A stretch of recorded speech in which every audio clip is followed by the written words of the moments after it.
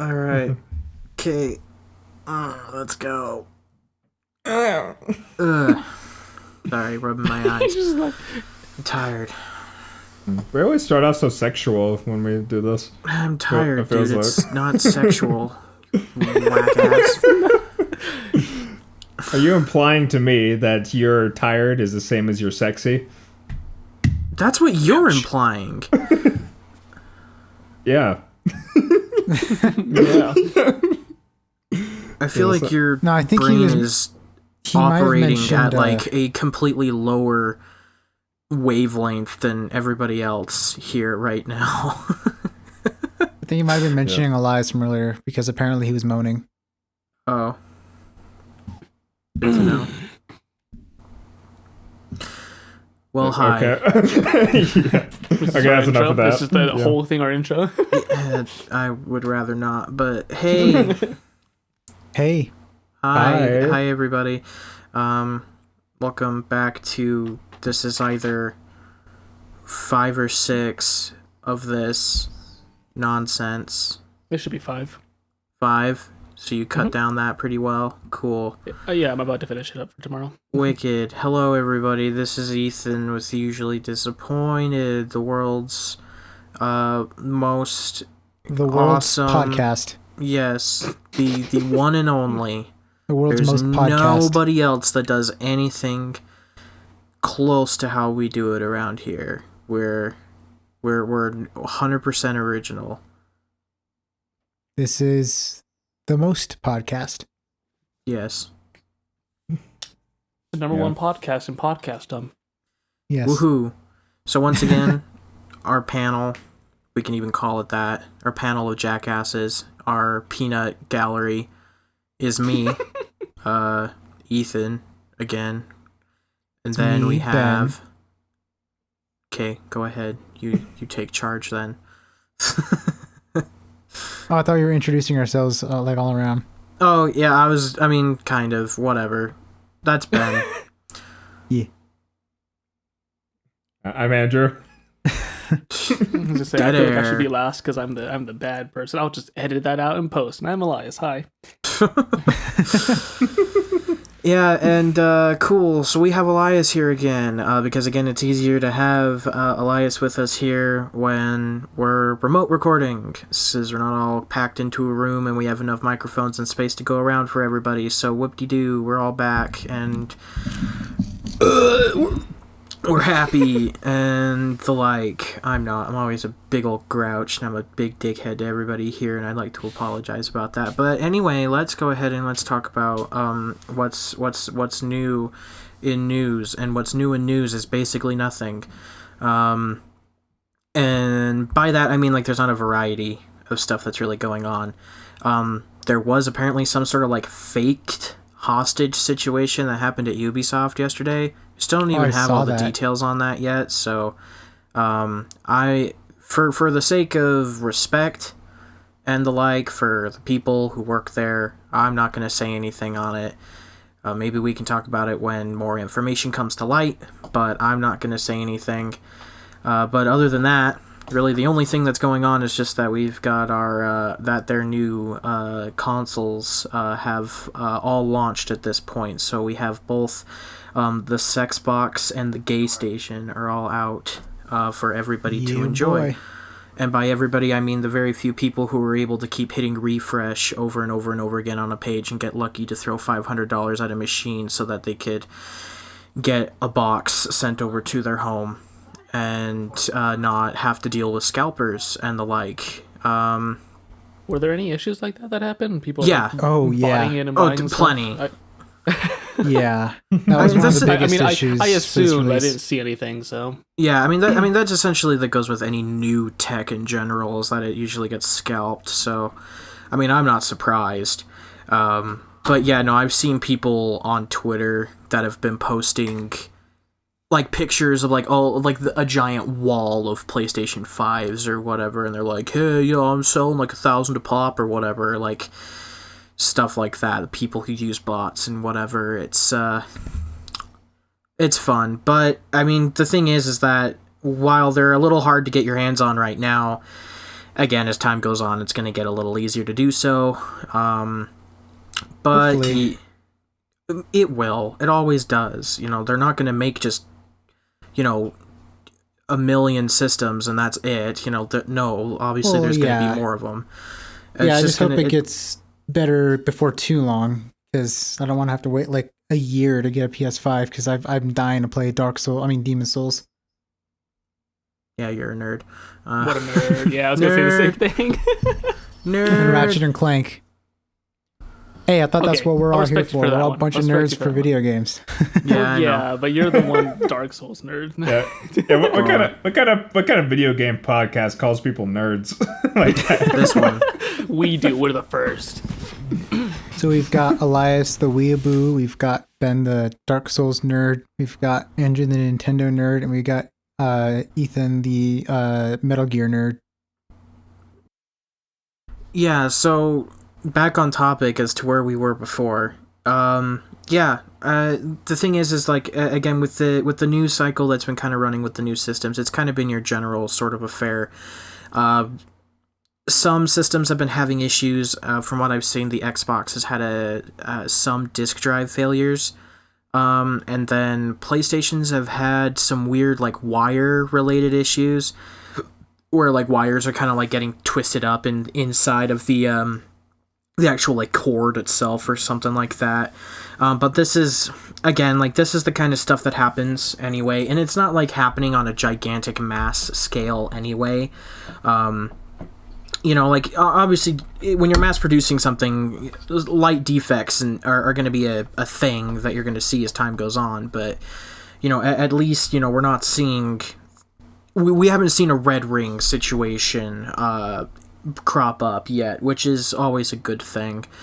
But yeah, we had a fake scare with Xboxes catching fire and smoking. Turns out people were just vaping into their Xboxes. And what? Yeah, no, did you not see that? I did not. That's hilarious. Yeah, so there are a couple videos that were going viral online of like people with their Xbox Series X's, and how they have like the ventilation that goes at the top of the system when it's standing vertically, and they have the little holes in there. So like it looked like it was smoke that was coming out of the top of that, and so some people were panicking like, oh crap, hey, I just spent $500 on a system that will overheat like this, and it's potentially a bomb. But it turns out what these people were doing is that there's since I mean, it's not like a hollow box, of course, but there's like a little place that you could like blow into in the back of the Xbox, and people were would like smoke or vape into that, and then it would rise out of the top of the system, and and they were like posting those videos as if like, oh, look at my Xbox is catching fire, man. And obviously it was faked. And then Xbox themselves on Twitter like came out and said like, hey, can't believe we're saying this. Please don't vape into your Xbox. For very obvious reasons, because like that's water vapor that's still coming out of your mouth, and that you're getting your. Like, yeah, it's a very small amount, but you're putting moisture inside your Xbox. I don't drop $500 on a new console and then just like break it. I mean, what a way to break it, though. I wonder if who just got that idea. They're just like, hey, I wonder what happens if I just vape into this Xbox. Yeah, what's up? Let's do it. But yeah, no, other than that, I mean, that's basically it. The reviews have been positive so far from what I've heard. People who have it have been going really positive on it. A friend of mine has a system. He got the PlayStation 5. He pre-ordered it like a little over a month ago. I haven't gotten his full impressions off of it yet, but I'd assume that he really likes it. But yeah, I mean, that's basically it. I don't have a console. I'm not going to get one for a while. But yeah, Ben, you're interested in getting a PlayStation 5 though, right? I'm very interested, yeah. And anyone else here kind of looking at trying to get either of the new systems or no? Yeah, I am. Just I'm willing to wait. I'd rather just wait. Yeah. Yeah, I mean, same here. Yeah, same with Elias. Wait, seriously, wait 2 years. I don't mind the wait. See, I'm not going to wait that long, because I would like to... I mean, because I'm just going to say right here, right now, I have no interest in getting the Xbox. We talked about this, I think it was like on episode 1 when we were talking about this stuff, about the new systems coming out and that like, oh, you've got the Play Anywhere program going on with Xbox where it's like, hey, you know, if you've got like, you know, you don't need to have an Xbox and able to enjoy Xbox games. Like, again, we'll release everything on PC and you have Game Pass on PC and stuff like that. And in accordance to that, again, I'm not particularly interested in getting the Xbox, at least not yet, because the thing is like, again, primarily I want to use a gaming PC, of course, but with a lot of the features that are on it, it seems really cool, and I'd maybe like to get one, but I'm going to wait. That one's is one I'm going to wait a couple of years on, because, I mean, again, that'll go down in price significantly. But it might be the same. Yeah, but it's the PlayStation that I'm trying to get my hands on first. Again, it's mainly just because of the exclusive titles that are on it. You know, I just have that access to, you know, get titles on there, and, you know, it'll be cool to get that. And again, it's backwards compatible with basically the entire PlayStation 4 library, so it's like I don't need to, you know, worry about, you know, keeping the PlayStation 4 on hand. I could trade it in somewhere, get a game or something out of it, so... You know, that's nice, and I'll eventually do the same thing with the Xbox when I get a Series X, but again, that will be quite a while before I do that, so, but yeah, I mean, that's kind of my plan with the whole thing. Again, we can't really say a whole lot on these new systems if we don't have them. Yeah, that's kind of the big thing. Yeah, but I mean, to be fair, like I've been seeing a lot of gameplay of the titles that have already been released. I try not to spoil myself, so I'm trying to. So I've checked out some gameplay of like the new Spider-Man and Demon Souls, obviously. Yeah. And honestly, like, they both look fantastic. And yeah, those are two titles that are kind of driving my my thirst for the PS5, but. Obviously, Ratchet & Clank hasn't been released yet, so I can't see anything much on that aside from what they already released themselves for promotional stuff. So yeah, I just want Bug Snacks and Devil May Cry 5 Special Edition. That's my $500 machine games. Very very nice. I want to play. And then Bug in the future, there's going to be God of War Ragnarok as well. So I don't care. I'll have Bug Snacks. Bug Snacks over everything. Yeah, what is cool, though, if any of you guys are PlayStation Plus subscribers, though, I am for now. I might renew it come the end of the year. We'll see, because I think it renews in January. But, I mean, even then, if you let it slump a couple months or something, it'll still stay in your library as long as you reactivate it. But even if you don't have a PlayStation 5, it's very much worth going to Sony's website, because they are starting to release PlayStation 5 games, I guess, as the free... PlayStation Plus games, and Bug Snacks is free to claim, the PlayStation 5 version, but it is free to claim for you to play on the PS5.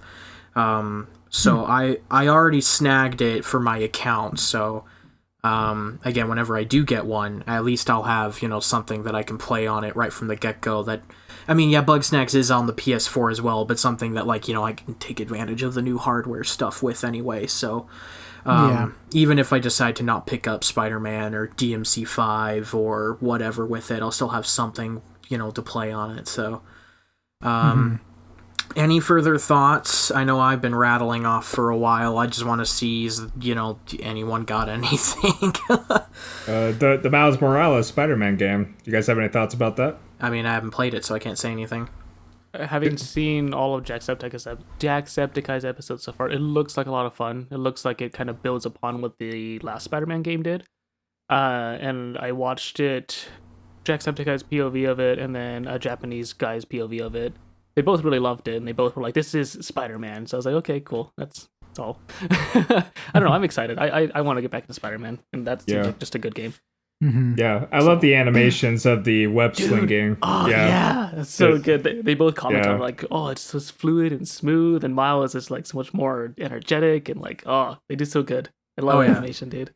Yeah, although with Peter Parker's face change, which it makes Miles and Peter look like the same age.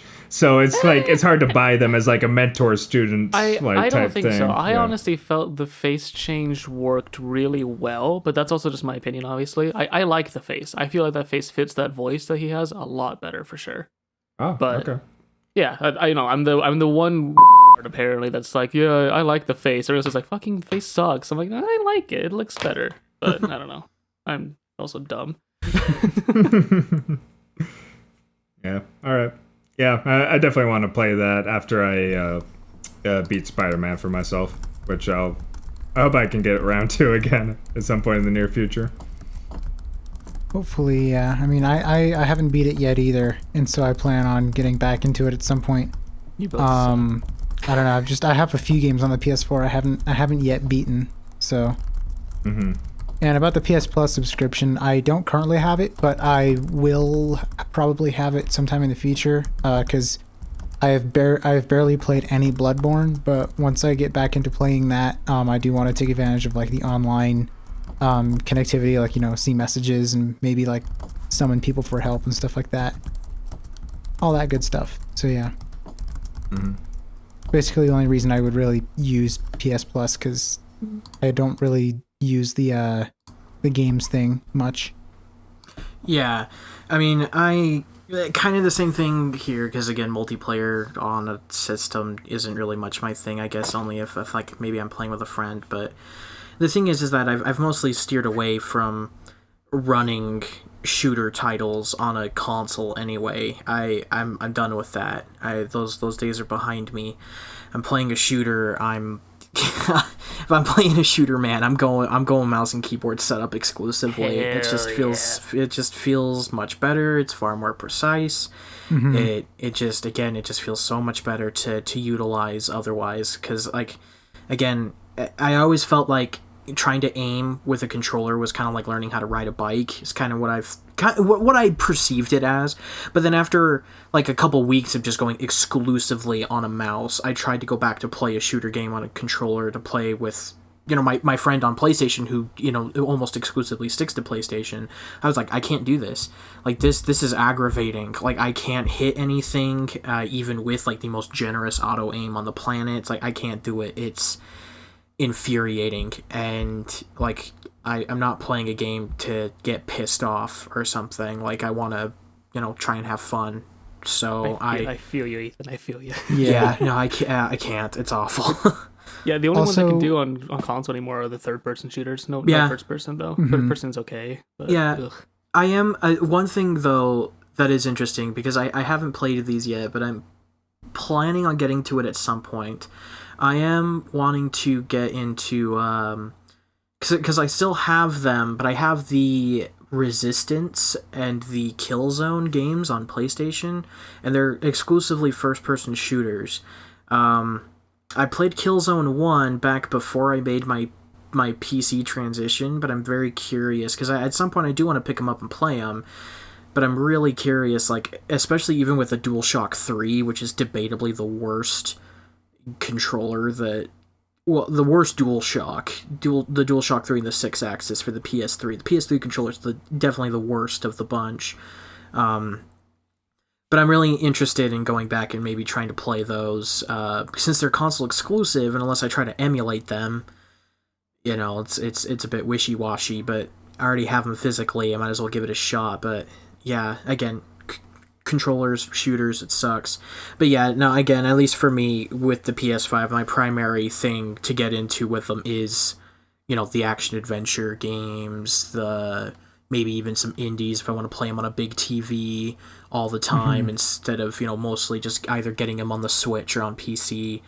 And maybe just like if there's a game that a friend wants to play and there's no cross play, then and if I'll buckle down and I'll get it on the PS5. So yeah, like for me, my main thing with consoles nowadays is if I can't get it on the PC, because I much prefer the hardware capability, and just the fact that most games, when they are ported to PC, most of them are given like an unlocked frame rate and all that stuff, and then the ability to play with mouse and keyboard if I want to.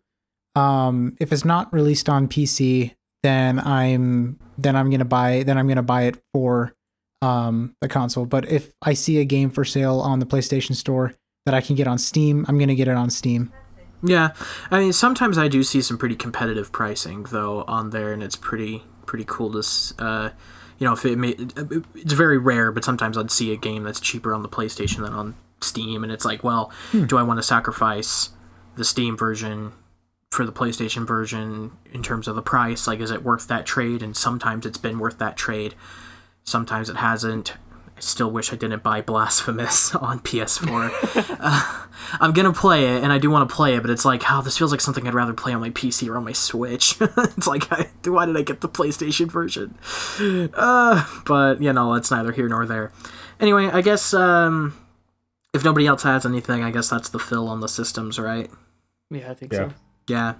Sounds Again, good. we'll probably have more. I mean, probably. We definitely will have more when more of us get our hands on them, and as we continue to go from there and kind of feel out, hey, how do you feel about it, and so on and so forth, yada, yada, yada. But, of course, we need to have them if we're actually going to say anything about them. So Exactly. Anyway, down to the most time-consuming and fun part of the show. Where we sit around and we bitch and moan about games in which that have been played over the past week.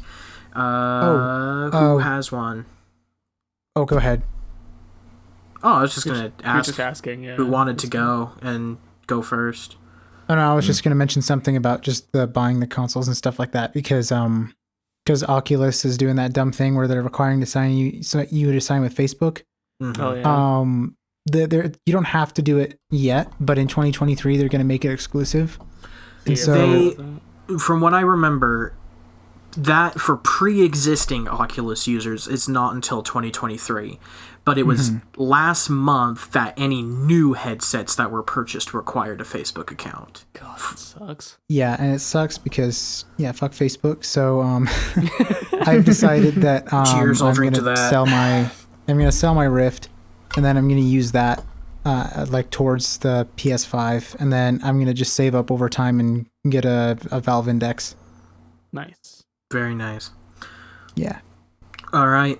Well, games in which that have been played. Andrew's been quiet. You go first. What have you been playing this week? This is a bit of a wild card for me. I played Doom 2016. Yeah, I know, right? I'm so proud. Very weird for me. Very weird. It's actually kind of a funny story. So, allow me to whisk you away to last week. Well, in my dark basement, in my home in suburban Utah. So, anyways, I was just kind of spurred the moment after our big 3-hour discussion. I was kind of intrigued to try and play some of the games on your guys' list that weren't on mine, which is most of them. The main one that stuck out to me was Doom 2016 because it's like, what Ethan said about it is like it's kind of like Portal in the sense that it's like it's all about the core gameplay loop, and I really like Portal, so I wanted to play the game with like a similar design philosophy, even if the actual gameplay is completely different.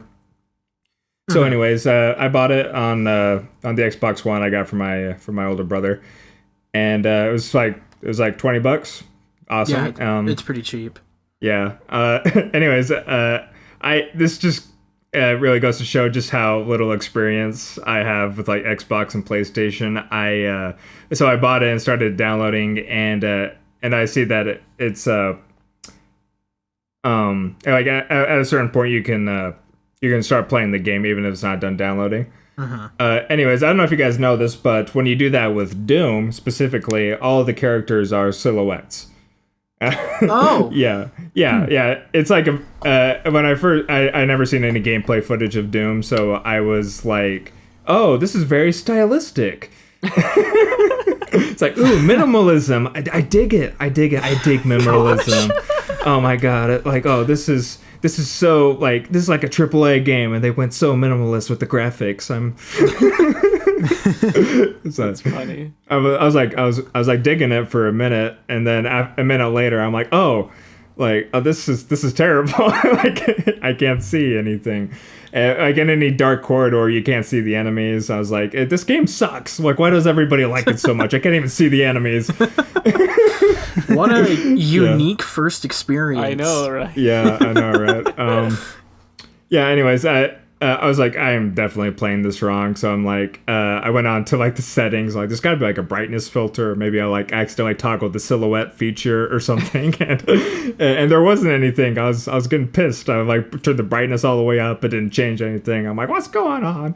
And so anyways, I looked up gameplay footage, and it was like, and the gameplay footage I found was like all pristine and beautiful. And I was... And that just made me even madder. Like maybe the full game was $60 and I got like the crappy silhouette $20 edition. And anyways, it turns out I just had to let it finish downloading. That's a journey. That's hilarious. I played it for like an hour and a half with the silhouette thing going on. Gosh, wow. I was dying so much so early on. I'm like, I didn't hear this game was like hard. I was playing on like the second easiest difficulty. Yeah. And I got through the first little bit. I'm like, it's like, oh man, I can get the hang of this. And I couldn't get the hang of this. And I was basically playing blind. And anyways, yeah, I just had a okay. And so I'm like, okay, I need to let it finish downloading. And I live in the basement with my little brother, and he has this really annoying habit where he's a total Overwatch nerd. He's amazing at it, but that's all he plays.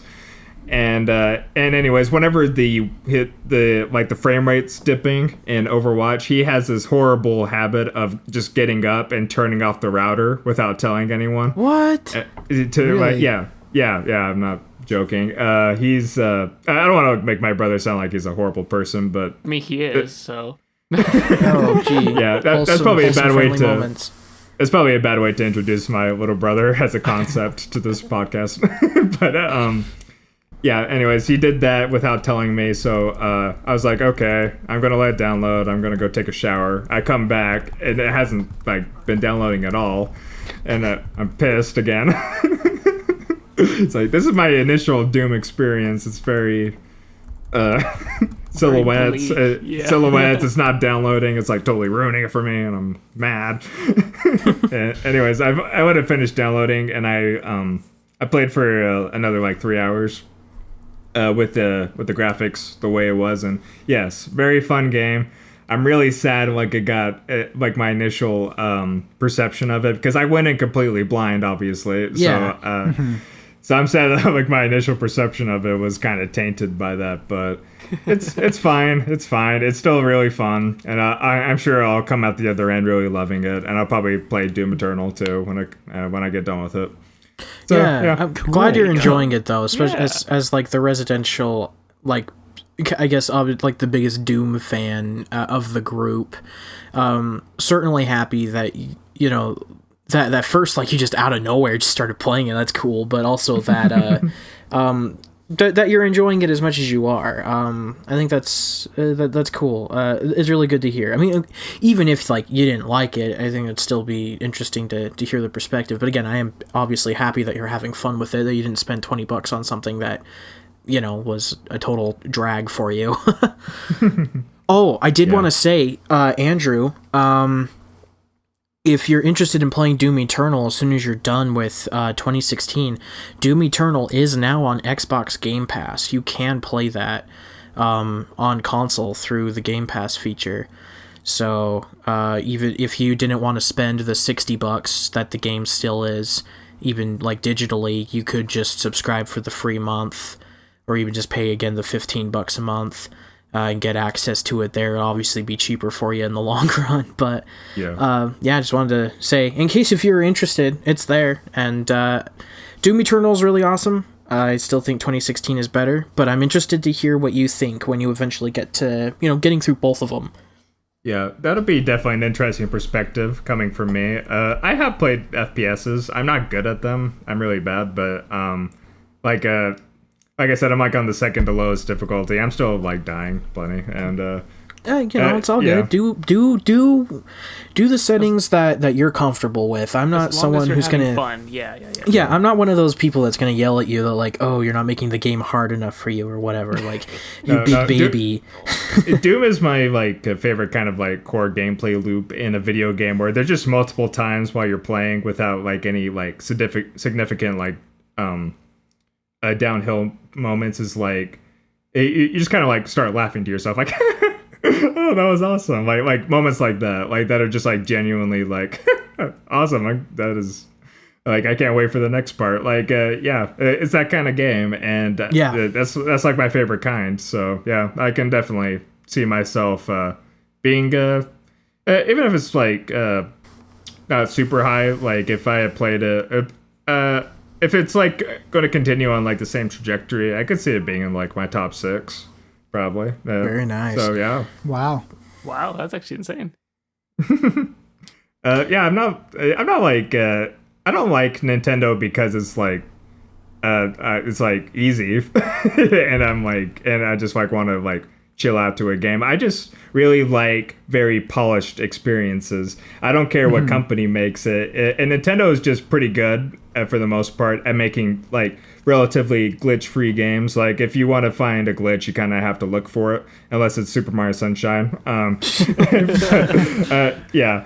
So that's like what I really like about Nintendo is even if their games aren't always phenomenal, they're usually at the very least polished, and they got the proper time in the oven that they needed. So any company, if they can do at least something in the same vein as that, I'll like it. I'm not a Nintendo exclusive. I like anything that embraces my favorite aspects of Nintendo's design philosophy.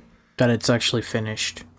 Yes. Yeah, exactly. Finished has a vision, is polished. That is if I can see that in your product, I'll probably like it, regardless of its genre or its like target demographic or whatever.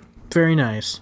You know, it's kind of sad the fact that finished is a criteria you have to kind of look for nowadays. Yeah. I feel like it's before weird, games were just always finished, and now it's like, oh yeah, we're doing a Kickstarter for it, and it'll come out in like 5 years. Yeah, just give me money now. And I'm like, it's not even that. It's but that like DLC and stuff. Yeah, it's stuff. Yeah, I mean, when I think of something that releases not finished, we're getting off track, but I'll make this point real quick. I think of something like Battlefront 2015. The first attempt of EA trying to reboot Battlefront. Bad. Well, yeah, because they released the game. It's $60. There's no single player, option. Well, I mean, like you have like your bot matches, and that's basically it. Which I get, like it's nice, but like that's it. You have a bunch of like half-baked maps and like barely any hero characters in there, and then like for $50 they sell you the season pass to sell you all the other maps and stuff back that actually made the thing feel like it was worth $60 to begin with. So to get something that felt like it was actually worth your time and money for your initial investment, you had to pay another $50 and basically double that price to get where you wanted to be when you started. Yeah, and it's been a trend for a while. I see it's kind of going away a little bit more now, but it's still it's still an issue. It's not as widespread as where it was before, but it's still a problem. Yeah. It feels like the entertainment industry, it just kind of slaves to the release window. It's like they make a prediction as to like when it'll be released, like a year ahead of time, and that's just way too early to do that. I'm a pretty big animation fan, so I watched the whole Frozen 2 documentary on Disney Plus. Oh yeah, I think I heard you talking about that before. Yeah. They had only when the first trailer for that movie first came out, they only had about 20% of the movie actually completed at that point, and they didn't even have a finished script, and you totally see that in the end product. It's very disjointed movie.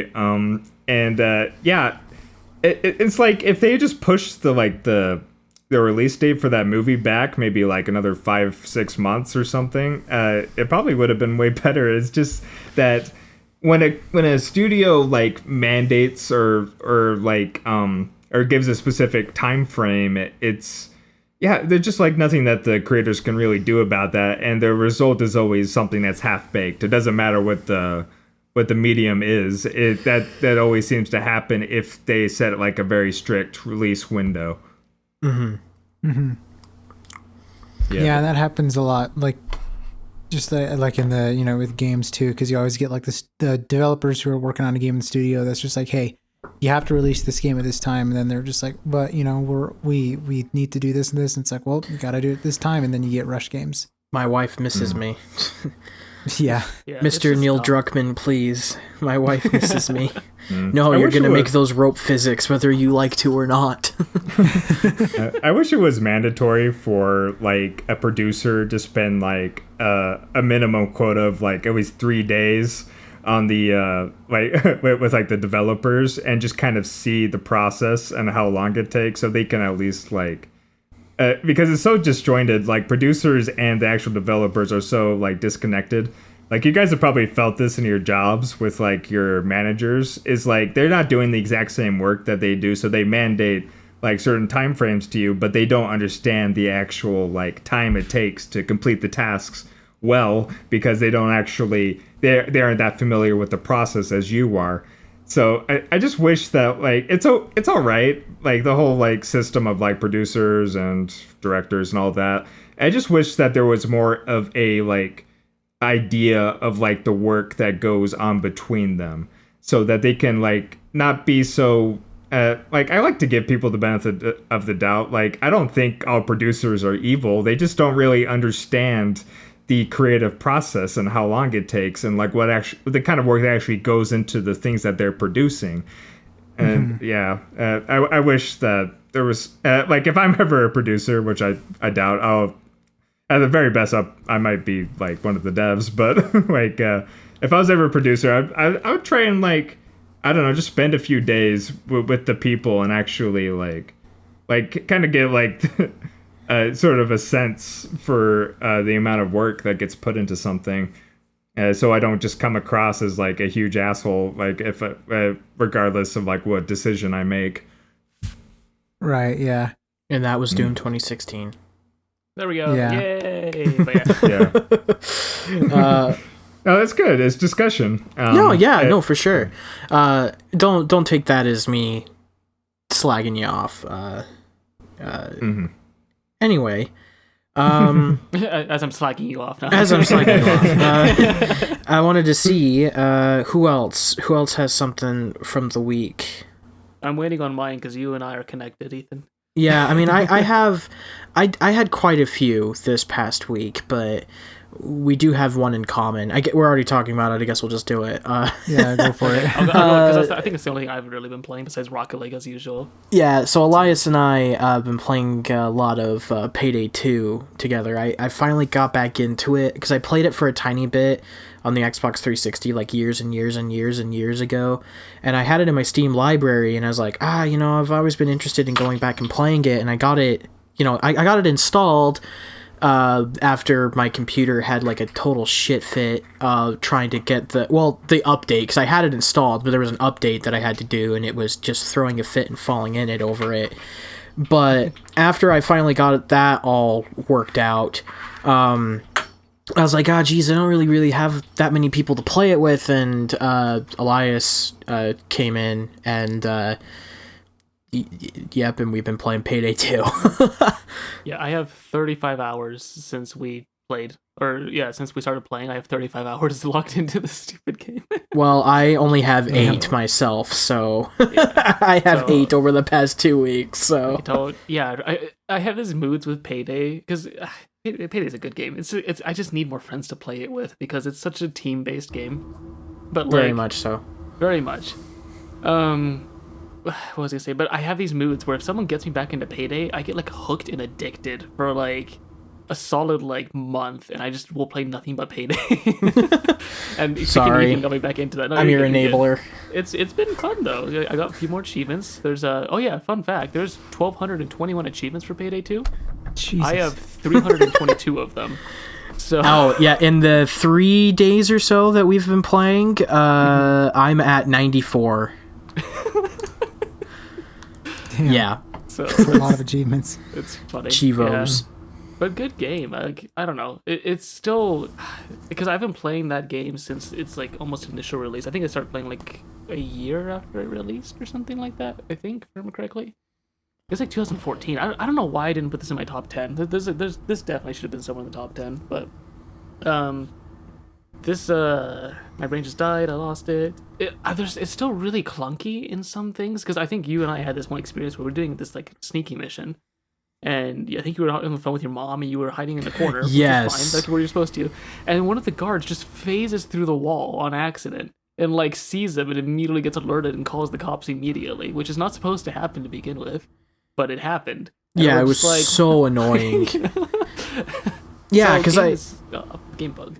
Yeah, no, it's crazy because like again, it certainly lacks a lot of polish, but that doesn't mean it's good. I still have a lot of fun with it, and it's certainly better from where I remember it being because I played it. Oh yeah, I probably played it. It was maybe around like 2014 or something on the Xbox 360 because it initially came out like 2013. It was on the Xbox, PlayStation, PC, the 360, the PS3. Then it later got its 8th gen ports after the 8th generation was kicking out shortly after. But the thing was like, I was like, oh yeah, this is really cool, and I was playing it, having fun, but I really didn't have anybody to play it with. But even at that time, I recognized that like, ooh, this is really rough around the edges, and I don't feel that nearly as much now. Like, it works, but like, of course, there are a couple weird technical things with it. Like, you can hide bodies and people, essentially, as long as their head is clipped into a wall or something. As long as like the AI doesn't like recognize that a human head is right there, then there's no detection that like, oh hey, that's a dead body. But if the head's poking out, then alarm will be set for that. But and it's little things like that, but in a way it actually kind of turns out to be a strategy sort of thing. Yeah, it really does. Once you know the mechanics, you can kind of abuse them, honestly, and it makes a lot of the levels easier. Yeah, no, so. and it's really interesting. Yeah, so I mean, again, I have a lot of fun with it. Again, it's not the most well-polished thing on the planet, but fun it most certainly is, and I would really recommend it. The thing is like, you have to play it with friends. You can't play it on your own, and trying to play with randos is just impossible. I played one random match. It was like yesterday. I jumped in, I joined a lobby, and I got immediately kicked. So I was like, okay, this is like Left 4 Dead 2 online, and then I was like, okay, I'm gonna join this other lobby, and I joined this other lobby, and like, people weren't built, like, their builds did not match the mission. It was like this super loud, like, safe house breach mission where it's like you're running around in a small area for the most part, but you got a lot of resistance of people coming in and trying to kill you. And there are people who, like, are barely wearing any body armor and are using, like, SMGs as their, like, primary weapons, or, like, little, like, pity rifles. And, like, I'm the only one who feels prepared for anything. I'm running around, like, in a full set of body armor with an LMG gunning people down like crazy, and everyone else is like, oh, I have a, 2-shot shotgun and I have to keep reloading. It's like, bitch, what's your problem?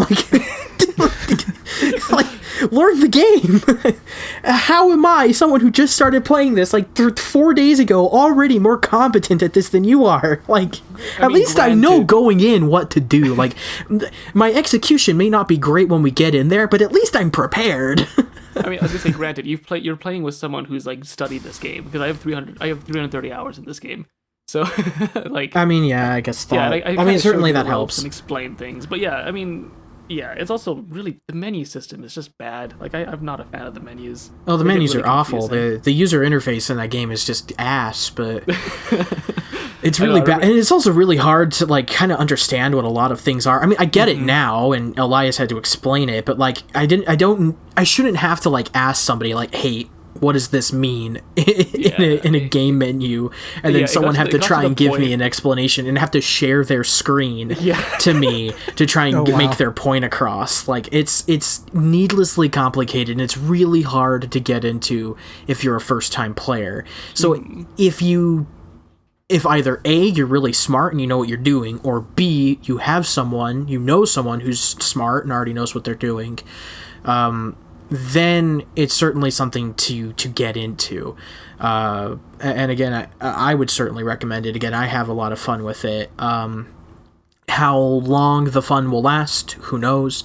It's certainly something that I want to at least keep coming back to every now and then. It's not going to be like a everyday, hey, let's play Payday thing, but like, I don't know, maybe a couple times a month, hey, you want to throw down something? It sounds like it's going to be one of those kind of games for me as soon as the honeymoon period rests. Because I'm sure, like, again, I'm probably going to keep actively playing it with Elias, like, for the next couple weeks or so. But like any game and like any person, you know, eventually you just like, if you're oversaturating something in your life, like you're probably going to get a little sick and tired of it at some point. So, and I feel like I'll probably might get to that point, but I'm not there yet.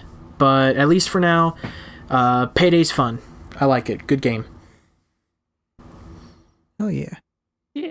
I actually used to play it a little bit with Elias as well, and I've had kind of the opposite reaction. I had fun with Elias while we were playing it, but ever since that time period, I haven't gone back to it.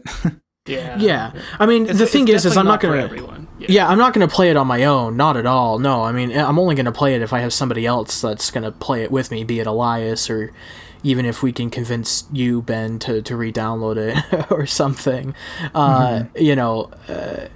Otherwise I'm not going to bother. Like, I'm not going to try and solo missions. I'm not going to go randos or anything. Like, no, that's pain that I don't want to keep dealing with. So I'll keep playing it as long as friends keep playing it. But as soon as the other friends are dropping off of it, I'm out. Yeah, I don't know what it is about Payday, but it's almost like a speedrun minigame collection for me. I am that person that likes soloing the stuff, because I think I've done almost every single stealth mission on the hardest difficulty by myself. I think I've done almost every single one now. There's like one or two that I'm missing. Damn. But like, and then now at this point, it's like, cool, how many versions of this can I memorize? Oh, how fast can I do it? And it's just becoming a speedrunning like mini game. So each different level is just a different speedrun I can practice, basically, which is really dumb. But I don't know. I mean, I think I messaged you, Ben, last night, and I was like, "Oh, I did the diamond heist in under 10 minutes almost." You sent me a message on that too. Yeah, you too. Yeah, I was like, it's such a dumb thing, but like soloing that by myself. And the only reason I got above 7 seconds was because one of the guards took like an extra 5 seconds to walk around, and I was like, "Oh, fuck you, just come up here." So I don't know. It's basically, it gets to the point where it's just speedrunning the game, and I don't know. I guess that's where I get my speedrunning like high off of, just Payday 2, because it's an easy one. It's an easy one to speedrun. You have a confined level. It's nice and quick.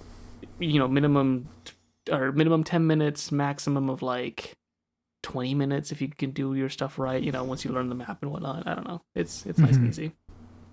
As compared to trying to speedrun Hollow Knight, where you have to be like frame perfect with everything. Yeah. Still working on it. all these glitch speedruns. I tried some speedrun strats for Mario Sunshine a while ago. There's this thing where you can skip an entire like world, and I watched like a video about it, and they accomplish it in like 30 seconds, right? And I was trying for like 2 hours to do this glitch. I couldn't do it. How do people do that so effortlessly? I don't get it. Practicing for thousands of hours. Yeah. Where do you find the time? Do you not have a job? No, they do. They just come home and immediately that's all they do. They just go home and play that. That's it. I had a similar experience in Jak and Daxter, because a while ago I was trying to speedrun Jak and Daxter, because right now I'm capable of 100%ing it in about 4 or 5 hours, give or take a few minutes. But I was trying to do it even faster, because I mean, at the end of the day, Jak and Daxter isn't a very long game. You only have 120 main collectibles, and then the precursor orbs are pretty much along your path the whole way. And same with the scout flies. There's only like a few like kind of hidden locations. But yeah, like there's this one section when I was watching the video where they like glitch through a wall and like skip one of like the big slides in the precursor city area. And they gave it, I think, like 2 tries, and they did it. And I was there for like 2 hours just trying to figure out how to like face through the wall perfectly every time. And I was just like, oh my God, this is so hard. And then I just gave up. Yeah. Wimp. Pussy. Here I am in Hollow Knight just practicing the stupid Aspid double hit thing for like 3 hours straight. Jeez. Yeah. I need to finish that speedrun. I can do like the first half okay, and then the second half I just haven't even gone around to yet. So I think speedrunning might be at its funnest for me if I don't know any of the strats. I just like try and play really well. Like, because then you don't feel like a piece of ass when you can't do the speedrun correctly. I could probably beat Mario Galaxy in like 5 hours without any speedrun strats in my head. And the actual speedrun is like an hour and 50 minutes, I think. But if I don't know that and I beat the game in like 4 hours, I'm like, oh, I'm so proud of myself. and I just keep that to myself and I don't tell anyone. There you go. So they don't correct me. Yeah. Now that you mentioned that, I wonder how fast I can any percent Jack and Daxter. Yeah. I don't know. I want to see. Yeah. I want to see like stream that. Now that seems like fun. Yeah. I can't stream it because maybe I could emulate it. I don't know. Maybe. Yeah. Let's revive that unprofessional speedrun thing we were doing for briefly. Oh yeah. Oh, I forgot about that. Yeah. Yeah. You ever speedrun a game, Ethan? Oh yeah. So I got kind of like two examples. I guess the first one was just like when I would play like when Dark Souls 3 initially came out, and I played it a bunch, and then like I would be able to like finish the game within like maybe 4 hours or so, like all bosses. Yeah. That was back closer to when it launched, because I was addicted to it when it first came out. But like the real example, I guess, is have you guys ever heard of Rogue Warrior? No. I think so. I've heard of it. That is a game I must recommend for all of us to play and then have a discussion on it. It sounds cool for sure. It's awful. It is one of the worst games ever, but it's hilarious. What's it called? It's called Rogue Warrior. It's based off of a book by like a Navy SEAL, I think, named Dick Marchenko. And this guy, he's like this super patriotic dude who's like, yeah, I hate the terrorists and all this stuff. Demo Dick, yes. It's great, but he's a real guy too, and he wrote this book about I think it was supposed to be like real life thing, but like it's very clearly exaggerated. But it's a game adaptation of the book from him, Rogue Warrior, and it has Mickey Rourke as the voice of the character. Mickey Rourke, and some of the voice lines are. They're hilarious. It is gut-bustingly hilarious, the dialogue in that game, because very obviously Mickey Rourke is not interested in this at all, and he's just reading lines like cock breath commie motherfuckers or something like that. It's like it's so stupid, but it's great. It's a short game. Like yeah, it's short, like but yeah. But here's the thing, like I would speed run it though, like because eventually, because after I played it the first time, I was like, I finished it in like a couple hours. I was like, that's pretty fast. I was like, see, how long can I beat it? So on the easiest difficulty, I ran it as fast as I could, and I think I ran it back when I played it on the Xbox or even like the PlayStation version or whatever, and like I beat it in less than an hour. Oh wow. Yeah, so you can run it real fast. You want me to read you the synopsis here? Because I pulled it up on Steam. Just do it. It's great. So it says, playing as Richard Demo Dick Marchenko, you go behind the Iron Curtain to disrupt a suspected North Korean ballistic missile program. Soon into the mission, you uncover a conspiracy that could turn the tides of the Cold War in the communist favor.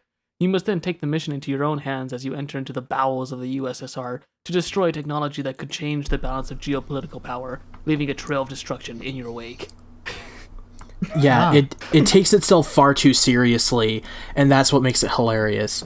Is that it's very cornball, but it's playing itself like, yeah, no, like I'm dead serious. Like we're being real serious about this right now, and it's like, wow, really? two more things real quick. The Metacritic score on this is a 29. Yes, and then the top what's it called? The top review says, OMG, best FPS I've ever played, crisp, clean gunplay. It's ahead of its time, top of the line sound design, graphics nothing short of amazing. And he says, if you're fast enough, you can beat the game twice and still refund it.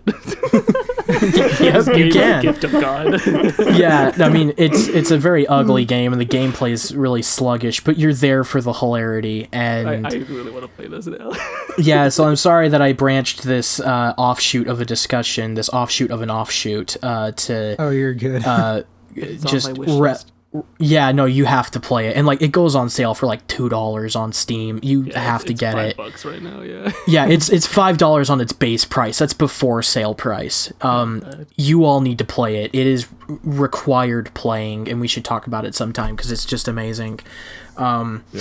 But anyway, that it's only like a couple dollars, right? On Steam at least. $5. Memory required minimum is 1 gigabyte. And at least a 3.4 gigahertz Intel Pentium 4 or equivalent processor. Yeah, it's like potato Play it on a specs. potato.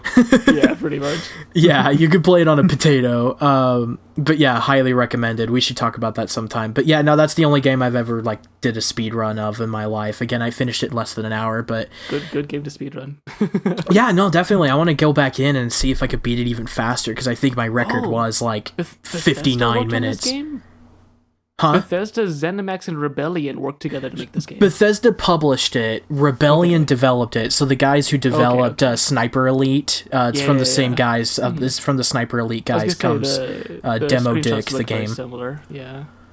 Nice. And it plays nothing like Sniper Elite. It's really funny. It's like, what were you all smoking? It's like the D team of Rebellion working on it, and it's great.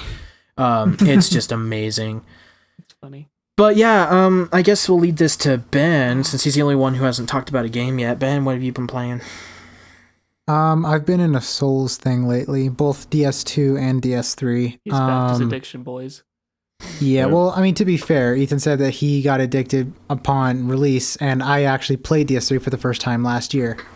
And so yeah, like we were talking about speedrunning, I actually have an experience where I did end up, I think, finishing the game. Just not all the bosses, but all of like the Lords of Cinder and all that stuff, just the any percent. I completed it I think like 3 times in a day. But Respect. I don't know what I was doing. I think I was trying to... You were in the gamer zone. Is this when you were just watching the Unisana stream? No, you had Dark Souls playing the whole day then. Well, yesterday I was watching the Unisana live stream and playing Dark Souls 3, but I didn't finish the game yet. I've been trying to just level my character as big bonk as he can, and then go New Game Plus once I've got as much souls as I can from the first gameplay and playthrough. But yeah, I've already talked about Dark Souls 3. And yeah, it's fantastic. I'm doing big bonk mode. I can now wield pretty much every strength weapon available. I decided I'm using the Dragon Slayer Great Axe, and that's a lot of fun. But I've also been playing Dark Souls 2 with Sam, and that game is so broken. Because so you know there's this boss called the Pursuer, right?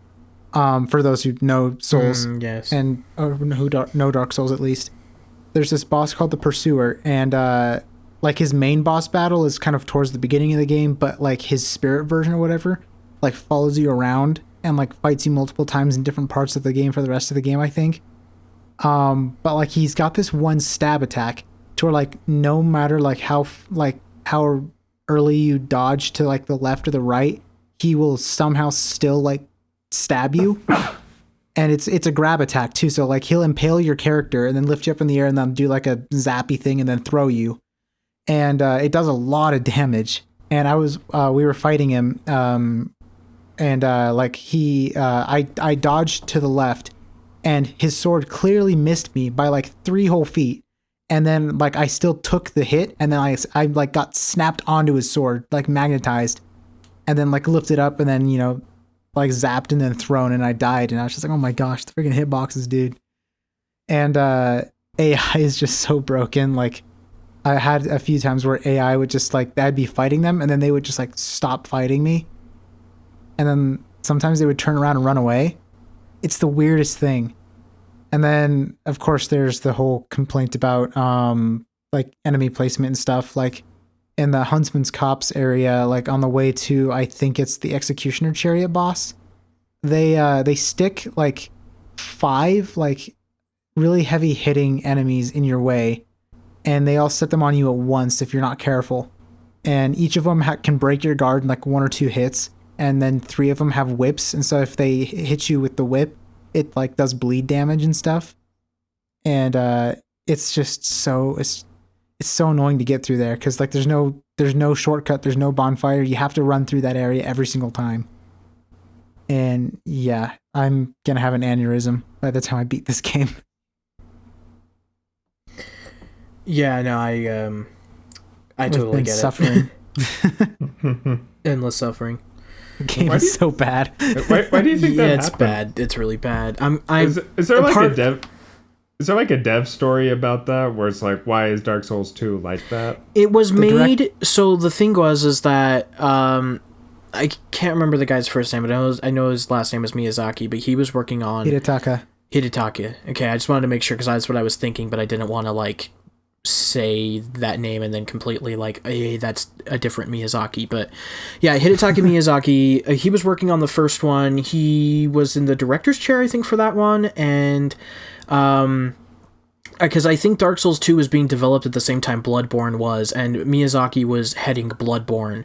And in the meantime, Bandai Namco was like, hey, we want to make sure we get like a multi-plat release out or something. So they were pumping away at a Dark Souls 2, and they were leaning a little too hard, because Miyazaki's, I guess, his overall vision was that, like, yeah, the game's hard, but it's not meant to be, like, that's not its defining feature, is, like, oh, it's not just here to crush your balls or whatever. It's not like, oh, hey, we're here to, for CBT and that's it.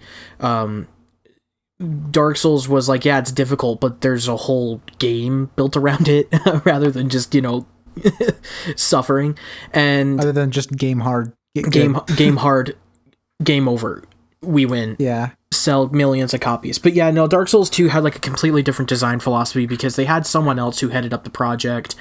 In fact, it's kind of similar, I guess, to how Devil May Cry 2 worked, where it's like the main creator of the series was not working on it, was working on something else, and then you have a B team that comes in who may have worked on it, but maybe not, and you have someone else who is completely new to the concept in the director's chair, and then you have a whole new set of guidelines that are set by the publisher, where they're like, hey, this game was successful because of this, and they get the wrong idea about it, and then they shit out, just like a completely uninspired sequel, and it's bad. In fact, you know what? That's a perfect way of putting it. I think Dark Souls 2 is the Devil May Cry 2 of that whole series. And there's a lot of people that are really mad at that, because there's a lot of people who defend Dark Souls 2. I don't know why, but there's a lot of people who do.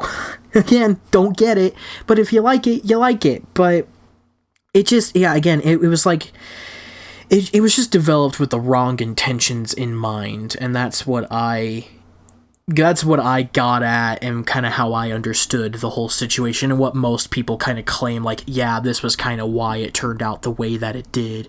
But again, it still has its defenders, but yeah, I'm not one of them, and it's, by the sounds of it, Ben isn't one of them either. No, because the cool thing about Dark Souls 1 is that, yeah, it was challenging, but you can like, as you worked at it, you'll get better and you'll get stronger and stuff. And the whole way through, like, there's NPCs who tell you to, like, keep going and stuff like that, and it's really rewarding when you win. And they give you a chance, at least, like, it's fair.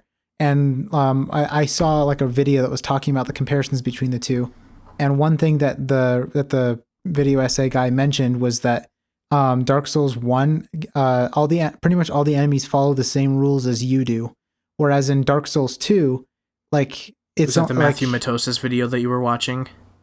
I can't remember the guy's name. It sounds like that H video. Bomber guy. The what?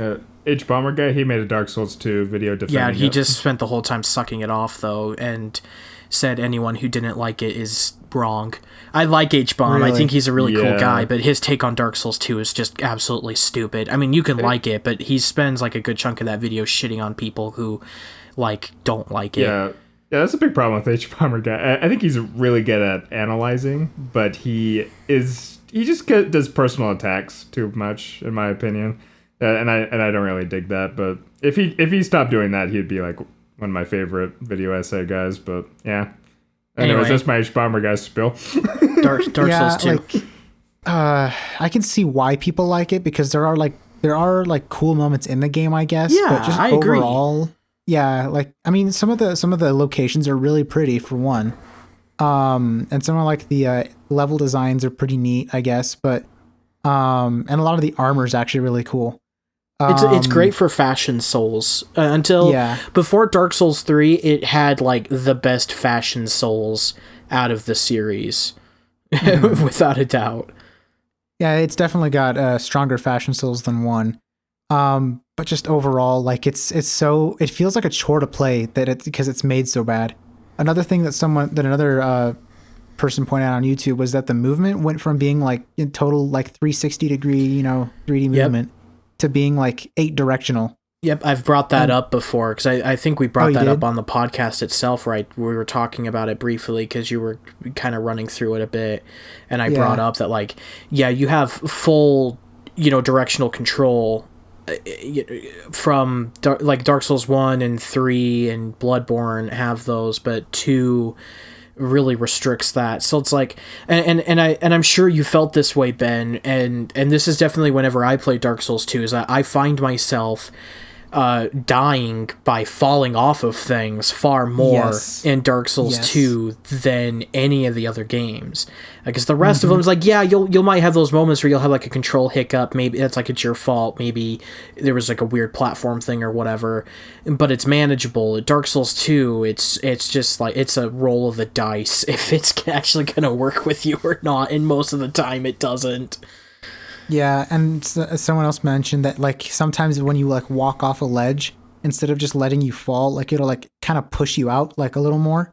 Yeah. And so that's one way I actually ended up dying in Hyde's Tower of Flame, was I wanted to walk off like that edge after you beat the Dragon Rider and you activate the fire bonfire up there. And I just wanted to like drop down the stairs kind of quickly, and I was thinking that maybe I might just take like, a tiny bit of damage. I ended up just getting like yeeted off the edge into the water, and I was like, okay, cool. That's not broken at all. Yep, Dark Souls 2. What a game. So yeah, me and Sam are working through it. We're helping each other with bosses. We're looking up guides. We just want to say that we beat it, but we're not going to try to figure shit out ourselves. We're just going to like get through it however we can. Yeah, no, I don't blame you. It's not a good game. But yeah, I presume that's your fill of Dark Souls 2? Yep, and then I've already said my piece about Dark Souls 3. Big bonk. Big bonk. Andrew, you played anything else this week? Weirdly enough, I watched a lot of TV this week, which is weird for me. Like, I watched The People versus O.J. Simpson and stuff like that. And I'd love to talk about that, but yeah, that's a video game podcast. I guess let me think.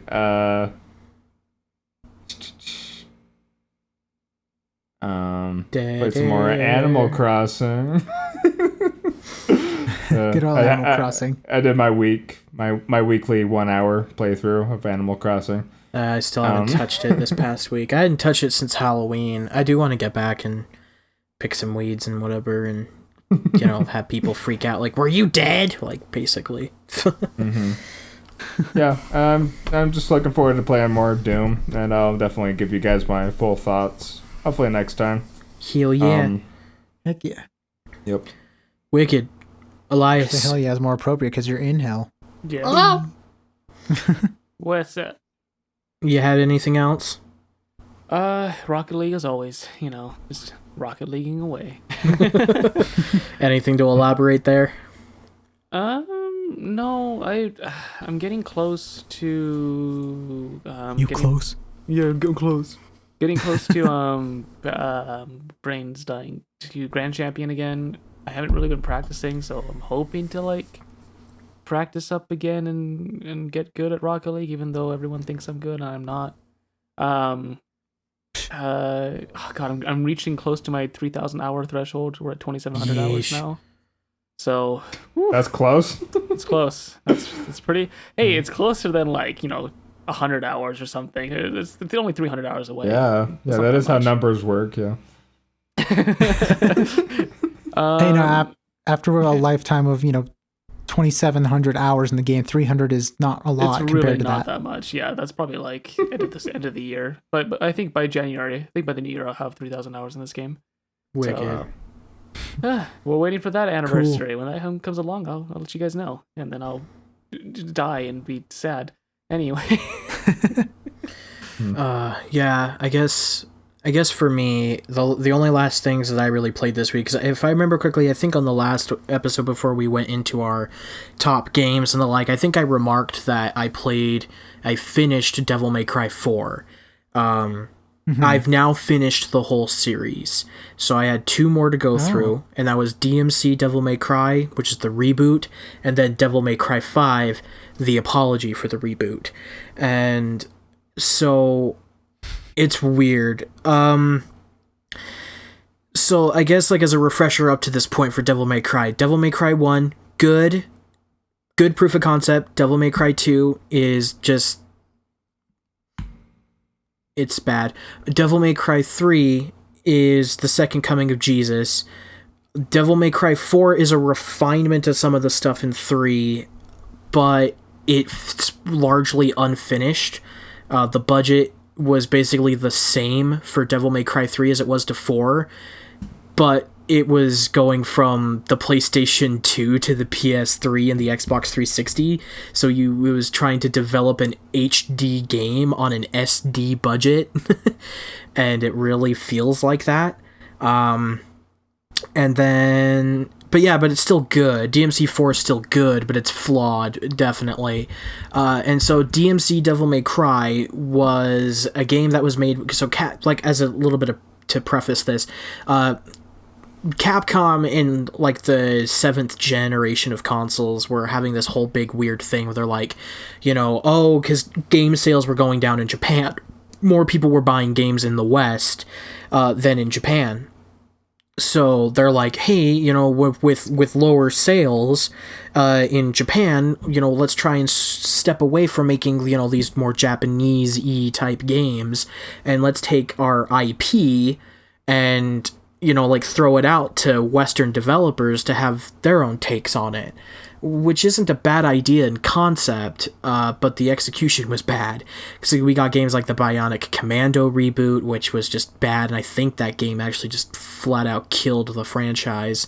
Dead Rising 2, I think, was the only game that actually panned out well from the whole thing by going to a Western dev. In fact, Dead Rising 2 was so successful that Capcom even picked them up for a first-party studio, an in-house studio. They were Capcom Vancouver until they shut them down after Dead Rising 4 shit the bed. That's a discussion for another day. That game's awful, but but then you had Devil May Cry. They're like, okay, hey, let's do something with Devil May Cry, and they gave it to Ninja Theory, the guys who eventually went on to make Hellblade: Senua's Sacrifice. But up to that point, they made games like Heavenly Sword, which was exclusive to the PS3, and then Enslaved: Odyssey to the West. Enslaved is actually a really, really good game, and I highly recommend it. That game's great. But with those games, under their belt, Capcom's like, cool, you guys can make an action game, so they threw it to them. And the direction that they took was completely different from what the series was at before, because before that point, Devil May Cry was very jovial. It had seriousness to it, and there was, real stakes and character development, and it worked really well, but it still had this overall aura of kind of being a little goofy and having a bit of fun with itself, a little kind of jokey, haha, hey, let's pull some funny jokes every here and there and be a little immature, and that worked really well for the series. But this reboot decided to go throw that all out the window and go hardcore, ultra super serious, and it in turn made itself look really stupid, and it became funny in the wrong ways. Gotta love that. Yeah, so like the redesign of Dante just doesn't look all that good, but it's whatever at this point. They made him look really scrawny. It just looked weird. They gave him a little more meat to his bone before the game came out, but if you look at like the CG announcement trailer, he looks like he's anorexic. Like it's like, what? This is the protagonist of an action game where I'm flinging around the place with a bunch of weapons, killing demons, and like this guy who looks like he needs like 4 cheeseburgers to pull him away from death's door, like, all right, whatever. But they made him look a bit better there, and the thing is like, again, it's just super serious. Like, instead of oh hey, it's just regular demons, and like, I guess like a character like Vergil, who like Dante's brother, is like, oh, I just want power, and that's the plot of DMC3. Instead, it's like, oh man, demons are everywhere, man. Like, they're the media and the business owners and stuff like that, man. They're like the executives. It's like, oh dear God, are you kidding me? I'm 14 and this is deep. Yeah, it's r/I'm 14 and this is deep, the video game. Oh God. It really is, because like, oh dear Lord, where to start? Like, the big bad is this business guy who like controls the like the very first like cutscene, he's like on the phone with the president, he like gives him a death threat. He's like, yeah, that's what I thought, and whatever. I'm like, oh dear Lord, this is where we're going at with this. But yeah, I mean, it's pretty bad. Instead of being like a half human, half demon hybrid, Dante is now half demon, half angel. Angels now exist in Devil May Cry. Vergil, Dante's brother, he, instead of being like this guy who's like this quest for power and like a really cool rival character with like kind of like the yin and yang of these characters, instead like Dante's a meathead and Vergil is a hacker. Like, it's so stupid, especially when you learn like what kind of character like Vergil is up to that point. It's like, really, this is what he's become? Why are you kidding me? Man, it's bad, but it's funny because like, man, and the game. Here's the thing though. The gameplay is excellent. Like, it actually controls amazingly. I played it on PC, so I had it at 60 frames per second, and there's also the definitive edition release on the PS4 and the Xbox One that includes all the DLC and whatever. But, like, the game controls amazingly with a high frame rate. Oh, it's buttery smooth. It's beautiful. It's an amazing like symphony of destruction that you can pull off with the controls in there. You can switch off between so many different types of weapons with ease on a controller, string together crazy combos. In turn, it does make the game a lot easier than the other Devil May Cry games. I died far less in the reboot than any other Devil May Cry up to that point. But again, it was still really good, but that's contrasted by scenes where Dante's running around in a soda factory and words like obesity and stupidity are written on the walls like it's a 14-year-old's interpretation of V for Vendetta or something. It's so bad. But even then, there's a couple cool boss fights in the game, even at that, but the story is not there. It is actually just, it's one of the worst video game stories I have ever seen. But again, that gameplay loop is so strong that it's actually hard to pull me away from that game. I have a lot of fun with it, and I'm planning on playing it again because I want to get that definitive release on PS4. But I'm going to skip all the cutscenes. I'm going to play it and I'm going to have a blast, but I'm not going to pay attention to the story. I will have it completely muted, all the dialogue muted. I'll just listen to a podcast and I'll just kill shit and I'll have tons of fun. That's really interesting because, like, yeah, because I mean, the gameplay and the story are two things that, really make or break a game. And oftentimes, like, if the story is just really terrible, I'll just automatically consider it a bad game. But I guess if a game does have a really good gameplay loop, then it'll keep you coming back regardless of how, like, Yeah, no, it's amazing. Again, the gameplay of the reboot is amazing, and a lot of people agree that it's awesome. Again, I love playing it. There's a really great weapon sandbox in there. I mean, I was pulling off so many crazy types of combos I never could have thought that I could have done, and it feels awesome to do it. There were so many moments where I'm just like, yeah, while I'm playing the game, just like screaming, having a total blast, and then the cutscene starts. And it's like, oh, brother. And then Vergil's wearing a fedora, and he's like, Dante, you must go and kill the news anchor man. He is actually a demon. And Dante's like, Vergil, I don't really care. I'm big grouchy. Big grouchy. Oh, it also, Devil May Cry DMC, Devil May Cry, is also the very first video game I've ever played where you perform a reverse abortion. There's that. Oh. I read that in a hentai before. Anyway. I bet you have. Yeah, it's. I'll just quickly explain this. Spoilers, but like, none of you care. The main bad guy, Mundus, who's known as Mundus in this remake, because Mundus is in Devil May Cry 1, and they bring him back for the reboot, and they pronounce his name differently, whatever. But Mundus, has a mistress who's pregnant with his child, and at one point in the story, like, the human character that Dante is like turning in like a love interest into, or he's like, oh, I really like you, cat, you're so cool, God, I hate this game. The story.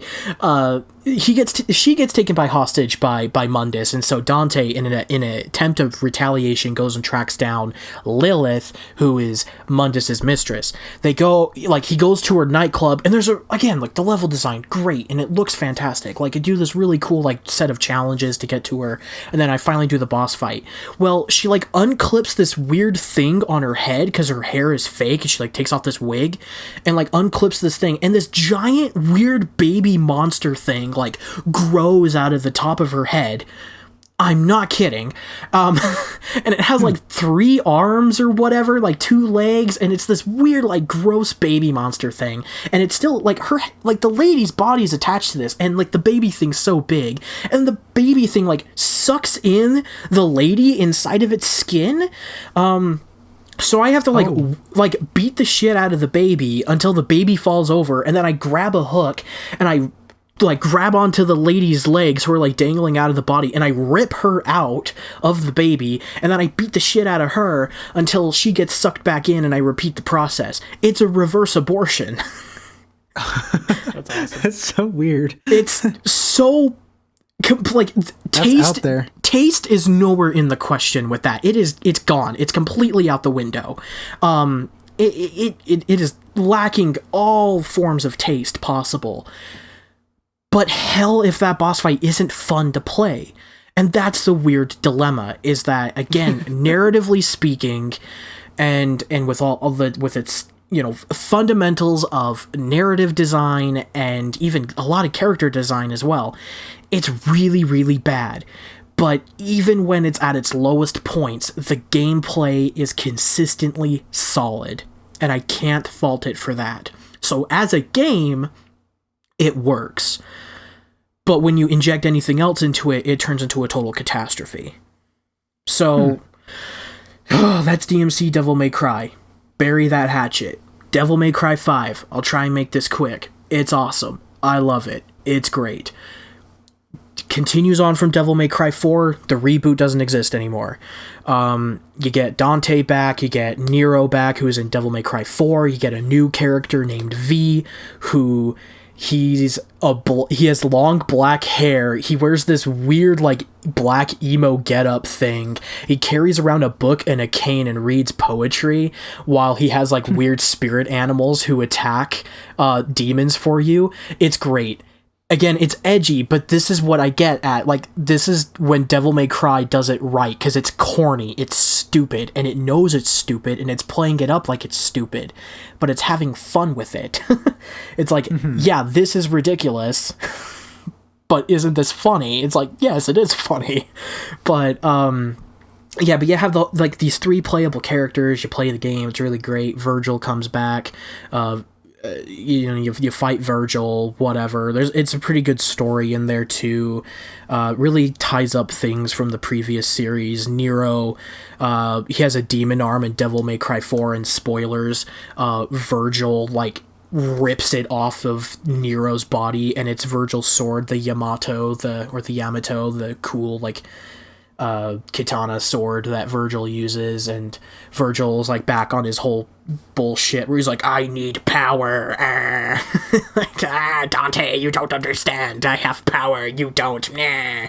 And a bit like you as Dante just like beat the shit out of him, and then Nero beats the shit out of him, and like I'll keep the stuff with V a secret because it's a really cool reveal what happens with V.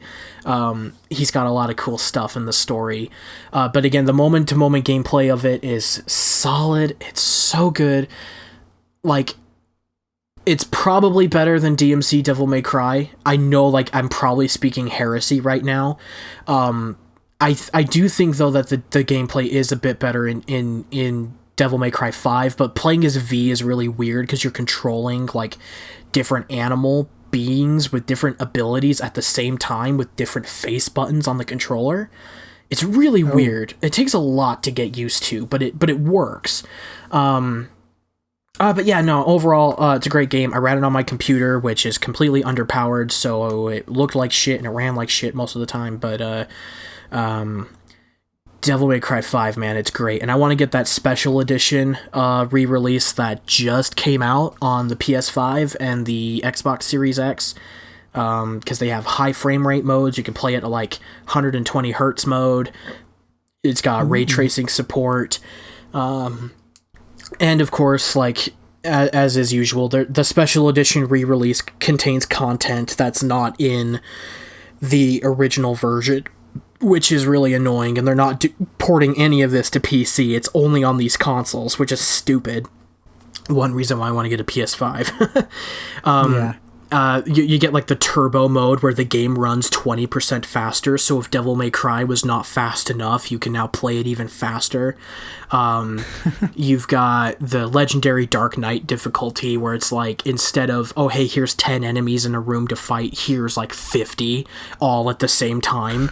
And we're still somehow maintaining a somewhat decent frame rate throughout the whole thing. And then the last thing is that Vergil is playable, which has always been a thing. Vergil has always been, restricted to be a playable character until the special edition release. It started with Devil May Cry 3, where it's like Vergil became playable in the special edition release, and the same thing with Devil May Cry 4. As soon as the special edition release, you could play as Vergil, and now with Devil May Cry 5, you can now play as Vergil.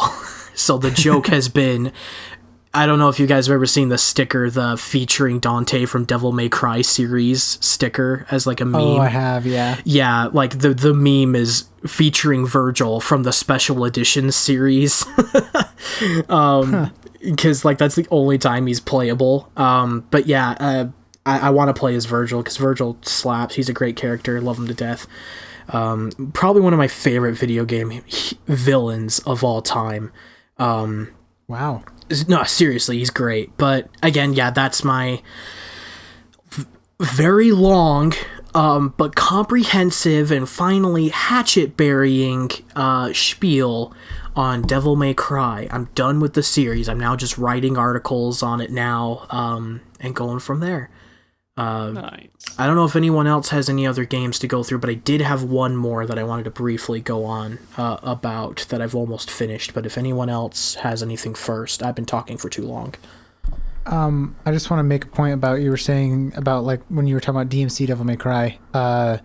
One thing I did realize that I actually had a similar experience with like the whole story gameplay disjoint thing, and that was with the Ratchet and Clank reboot. Oh, yeah, so I hear. There's got to be something about reboots. But, yeah, the Ratchet and Clank reboot, the story was pretty miserable.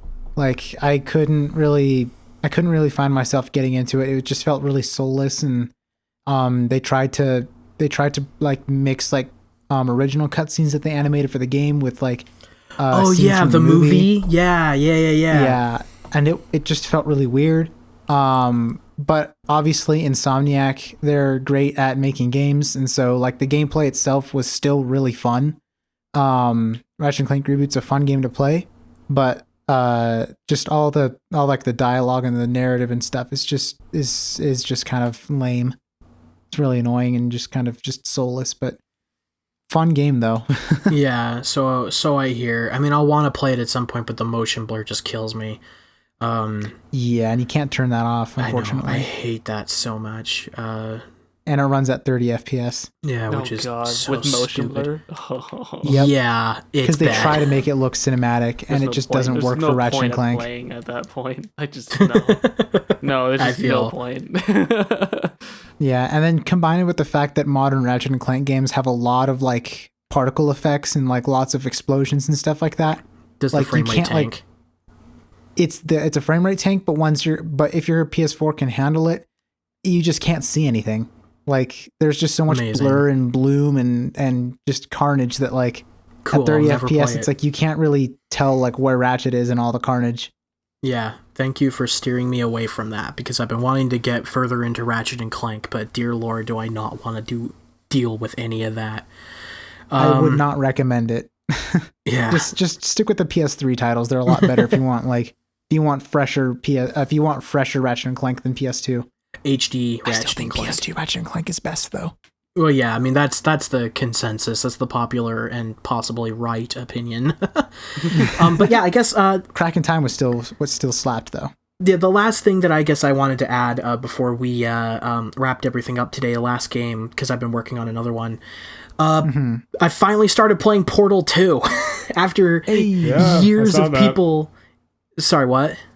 I saw that. Yes. Yeah, after years of people yelling at me to like play Portal 2, especially my friend Cody, who keeps yelling at me to play Half-Life and Portal. Like, I'm getting there. I played the first Portal years and years and years and years and years ago. Loved it. But I never played Portal 2. I'm finally getting close to finishing it, and I have to say, Portal 1 is a lot better. Okay. Here's the thing. Narratively speaking, I think Portal 2 is obviously the strongest one. The characters are amazing. The dynamic between GLaDOS and Wheatley is great. It's really funny.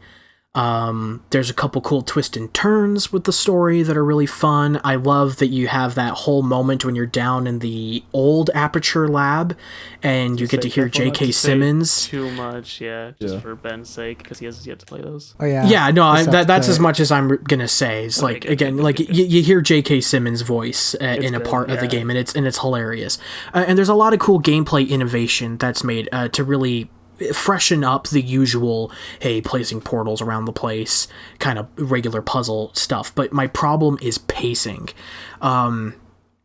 Portal 2, it feels like it goes on a lot longer than what it needs to be. I feel that the first Portal very much feels like it runs for the perfect length. Like 3 hours max, you're done. And I think that's perfect. It's like great. That's great for a single sitting, or even if you have to make it a couple sittings, but it's still like it gets to that point where it's like it doesn't overstay its welcome. I'm still having fun with Portal 2. I still think Portal 2 is amazing, but it is overstaying its welcome at this point. Well, where are you exactly? I'm close to finishing it. I can't say like exactly because I don't want to spoil it for Ben. Can you just say like the general puzzle that you left on? The silver goo, potato. This is gonna sound really stupid to anyone who hasn't played it, but I've had the silver goo. I'm carrying a potato around with me. And I'm getting close to getting out of the underground, I think, maybe. Oh, okay. So you still have the... I think that game is divided into 3 acts, if you will. You're at the very end of the second act. Yep. So you got a whole third left to go. Well, There's still a decent amount left, yeah. Well, yeah, I mean, from what I'm seeing, I'm pretty close though. From what I've been like looking at online, because like I've been trying to not use walkthroughs where I can, because I've solved like 99% of the puzzles on my own. There was one where I was like, what the hell am I doing here? I was stuck. I was sitting there for like half an hour. I'm like, I'm at my breaking point. Like this, like. I want to do it on my own, but I'm getting to a point where I'm getting mad at the game. So like I'm gonna look it up.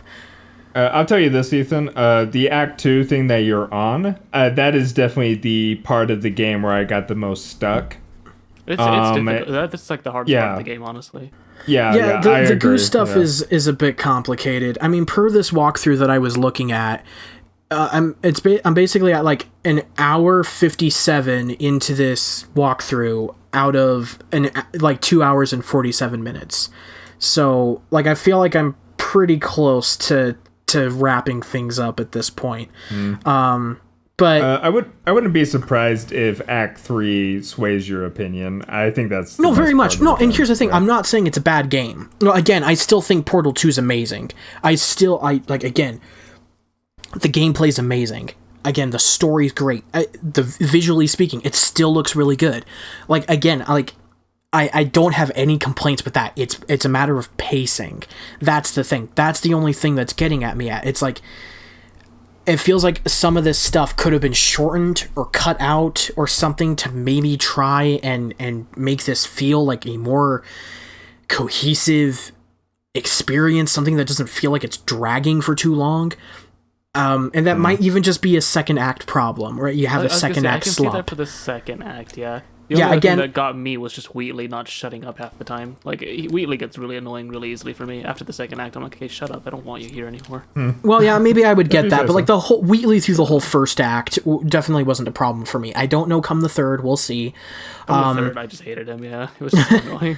Yeah. I'm done with you. Again, I'll wait and see as I get there. But again, as I've played so far, again, I really, really like it. But yeah, I feel like it's a little too long for its own good. Which is ironic because it's only like a 10-hour game. But still, it's a sequel to a 3-hour game that's stretching on for double, if not longer, that runtime, with not a whole ton in terms of new gameplay variety to keep that fresh, as far as I have played. Again, like, the goo helps. The goo helps. It comes a little too late, but it does help. But the narrative has definitely carried me along for a large chunk of that as well, and the cool reveals that you get through the whole thing. Strangely enough, in a game that's very gameplay centric, it's the narrative that's inspiring me to finish it more than anything else. But even then, that still doesn't mean that Portal 2 is a bad game. I still think it's great. I still would say it's like a 9 out of 10 game. It's amazing. I still think it's great. But it's a bit too long for its own good, in my opinion. So, but again, we'll see as I finish it, and I'll probably have like closing thoughts on it come next week. But for now, that's kind of where I stand. All right, that's valid. Go ahead, Ben. I was just gonna say I had a fun experiment with my parents this week, where I had them each try 2 different games. I had my dad actually try Portal. Oh, nice. And we ended up I think getting about halfway through it. It's better than my mom did. Yeah, and then he was having trouble controlling it though, and so at some point, because he's not used to playing games, and so at some point he was just I was controlling it, and then he was just trying to solve the problems, and having me do the thing or whatever, because he just really couldn't get a hang of moving the mouse at the same time as walking and all that. Mm-hmm. And so we got about halfway through, and then half of the time we spent playing it, he was controlling it, and then the other half I was controlling it, and he was solving the puzzles. Nice. And then I had my mom actually try the beginning of Dark Souls 3. Oh dear Lord! What is wrong with you? She made it to Iodex Gundyr, which was more than I thought she was gonna do. She actually got past all of the intro enemies and stuff, and I didn't have to help her at all with I had to help her kind of get comfortable with the camera, But other than that, like she was using her shield effectively, and she was, like she didn't. I think she only, the only time she died was when she actually got to Idex Gundyr. Weirdly enough, Camera. speaking about playing games with your parents, I totally forgot. There was one last game I played, and I played it with my mom this past week, but I played What Remains of Edith Finch. The walking simulator. It's a walking simulator, but it's kind of not. In fact, it actually puts gameplay to its story in really interesting ways, especially if you're playing on a controller. There's a lot of cool stuff there that's pretty unique to the controller. I wish listed that, by the way. It looks interesting. I would play it on Game Pass if I were you. If you have an Xbox One, have access to an Xbox One, it's only a couple hours long, and you can play it on Game Pass. That's how I played it. It runs like shit on the Xbox One, to be completely honest with you. But it's like, it doesn't like require you to play it on like, a super high frame rate or whatever. It's a walking sim. It's not asking you to, like precision shoot people or whatever. But yeah, man, that's one of the coolest games I've ever played. I loved it. I thought it was amazing. It's only like an hour and a half to like 2 hours long. It's a really short game. But it's one of the most interesting video game stories that I've ever experienced, and it's the third game ever to ever make me cry. So I give it very, very high remarks off of that alone. Play What Remains of Edith Finch. It's a great game. It's really short. You will not regret it. It's a lot, really interesting. Even if you don't like it, it's only a couple hours long. So again, it's worth trying. Okay. Yeah, I've had my eye on that ever since you mentioned it, just like in Discord and on I think I saw you review it on Backlogged. Yeah, because and I'll say this, like it's weird. If we postponed our top games of the generation list by like a week, both Devil May Cry 5 and What Remains of Edith Finch would have been on that list instead. But here we are. It's set in stone, at least in audio, but you can see the constant updates of it on Backlogged. Hey, look at that. What a transition. Segue. Smooth transitions into plugs. What's up? I'm going to get my plugs out of the way because I have a fat mouth and I can't stop talking. Once again, you can find me on Backlogged, Letterboxd, and Medium underneath Sir Kwyjibo, Kwyjibo. Sir KBO, the letters KBO, on Twitter and Instagram. And additionally, you can read my stupid bullshit that I write for Comic Book Resources, cbr.com.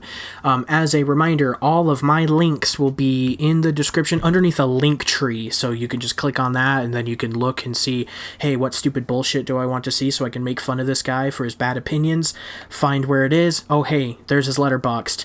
What's his 5 out of 5 movies? Let's make fun of him for that. Click on that. There you go.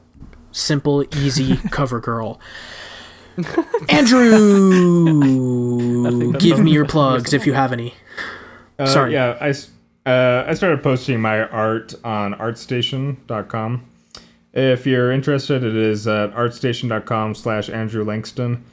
I do commissions. Although I am a cartoonist, so like ask me for cartoons. Don't fucking ask me to, like, I don't know, like, paint, like, a realistic portrait of you. I wouldn't be able to do that.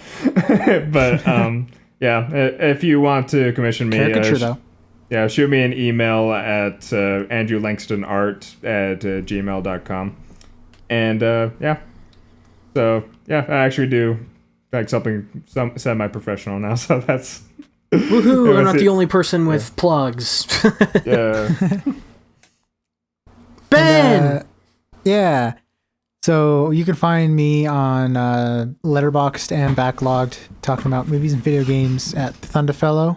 And yeah, you can make fun of the fact that one of my top 4 movies on Letterboxd is The Perks of Being a Wallflower because it made me cry like a bitch. That movie sucks. I'll be one of those people to make fun of you right now. Cool. Elias, have fun editing these terrible audio peaks on my end. I am so sorry. Don't worry, Andrew had a lot of them last time. So which I'm still working on that. And also, I don't know what happened with yours, but it was like super echoey, Andrew. I don't know. It was just yours. I have to see what's going on with that. I guess it's just the room I'm in. But this is the most contained room I have. So you're good. I'll see what I can do to fix or help the audio. But my little plug, SoundCloud music things. Keep an eye on that if you actually do want to know what I do stuff, because I am actually planning on making a mini album.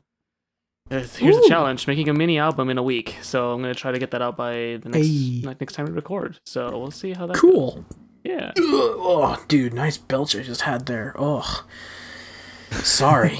Ugh, dude. I'm sorry. I'm now thinking about this. Like, by the time this episode comes out, I think the week will already be over. So, because I think episode 4 should be out by tomorrow. Day after.